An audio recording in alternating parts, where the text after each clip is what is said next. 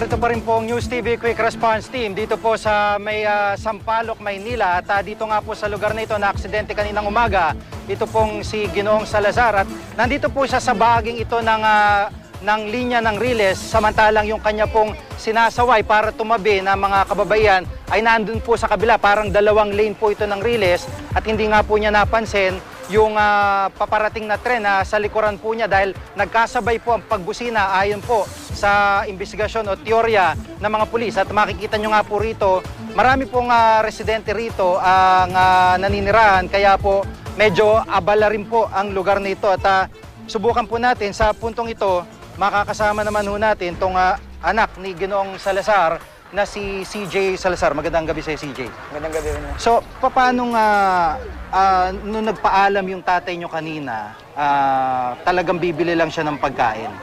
Bali, Kasi parang, di ba may issue na lumalabas nga, may bintang na lasing daw, kung ano-ano. So, ano ba talaga yung pagkakalam niyo?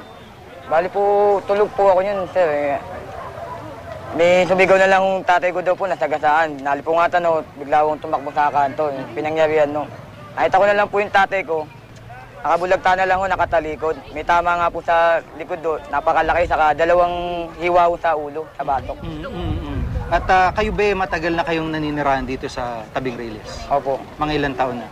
May 20 taon na ho, 20 anyos na ho. Ang kwento ng mga taga rito, yung tatay nyo na barangay tanod, tsaka nagpe-pedicab, yun yung nagtataguyod sa inyo na mag-isa sa inyong mga magkakapatid. Opo. Ilan ba kayo magkakapatid? 5 ho.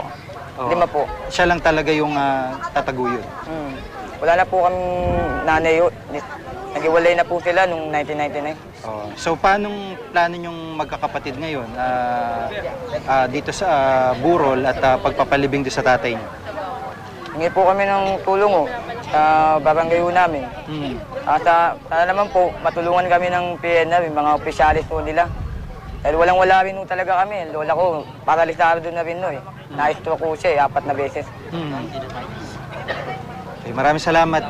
Si CJ Salazar po, ang anak, isa sa mga anak nung na-aksidente pong si Ginoong Salazar.